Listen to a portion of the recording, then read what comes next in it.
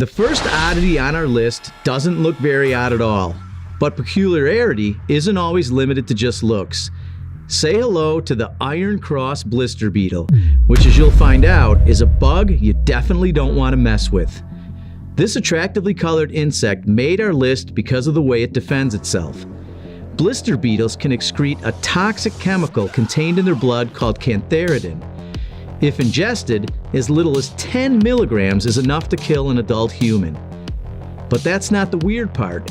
The chemical doesn't come from the mouth or the abdomen, but instead oozes out from the legs after the beetle intentionally dislocates its knee joints. Oh my gosh. The resulting contact with skin causes blisters and intense pain that has been described as having boiling water poured over the body. Farmers know all too well the dangers of the blister beetle's toxins. The beetles are attracted to certain types of hay that horses feed on, and it's not uncommon for them to accidentally swallow the beetles, causing their death. But before you write the blister beetle off as nothing more than a useless killer, you might be surprised to learn that cantharidin is used medicinally to dissolve warts, treat cancer, and remove those unwanted tattoos your mom warned you not to get. Its name alone is a good indication that the next critter on our list is a freak.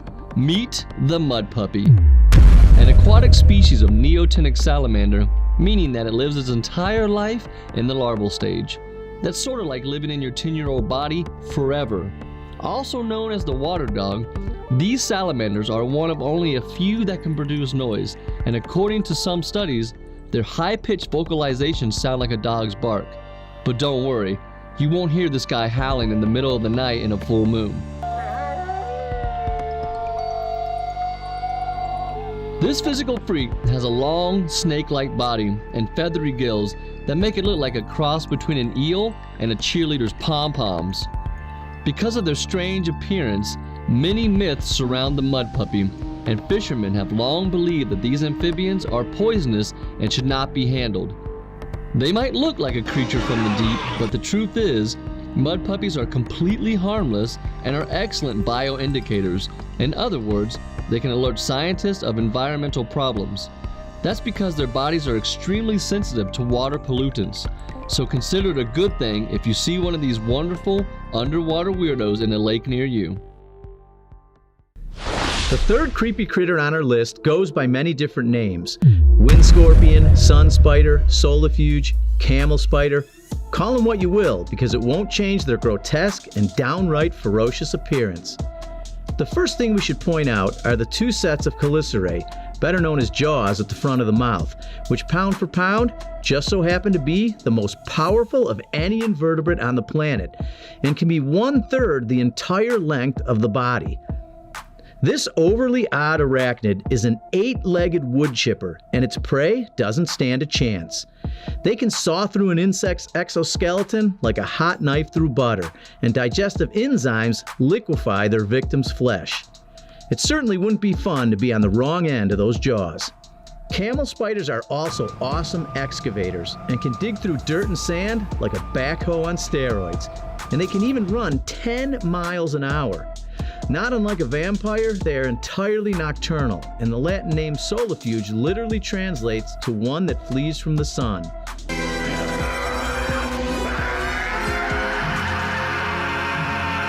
This next animal is so unusual, it doesn't even seem real. It looks more like a science experiment gone wrong. It's what you might expect to get if a shark and a chainsaw had a baby. Meet the small-toothed sawfish. Growing to 17 feet long and weighing as much as 800 pounds, this is by far the biggest freak on our list. It's also the rarest, with an estimated 500 to 2,000 remaining, making them one of the most critically endangered animals on Earth. The chainsaw-like rostrum is a perfect weapon, and is used not only as a means of defense, but also to catch and kill prey. Finding a meal in murky water might seem impossible, but not for this frankenfish. The rostrum is made up of thousands of sensory organs called ampullary pores, and like having a built-in minesweeper, it gives them the ability to locate the weak magnetic field produced by fish, crabs, and shrimp, even when they're buried beneath the sand. They'll often slash through schools of fish, swinging the blade from side to stun and impale their prey. It is recognized as the only jawed fish to use its rostrum for both detecting and killing its prey. Being a freak among fishes doesn't mean we need to fear this gentle giant, and we can only hope that its protected status allows their numbers to increase. What if we told you there exists a creature so horrific it could enter your home, immobilize you with a syringe-filled concoction, then lay an egg on your chest that would hatch and eventually eat through your body and feed on your heart? You'd likely move to another planet. Well, pack your bags, because it's not only the 5th animal on our list, it's also real. But don't worry, the scenario I just described won't ever happen to you. But if you're a tarantula, you better beware. The tarantula hawk wasp is a born spider killer. Females will seek out tarantulas both on the surface and in their burrows, using chemical sensory cues. Once the wasp locates the spider, it stings and paralyzes it with a powerful venom. The wasp then lays an egg on its helpless victim, making it a sacrificial host for its larva, which feeds on the spider's organs before emerging as an adult. But wait, it gets even crazier. When the wasps aren't out killing spiders, you might find them at the local nectar bar with their friends. Well, sort of.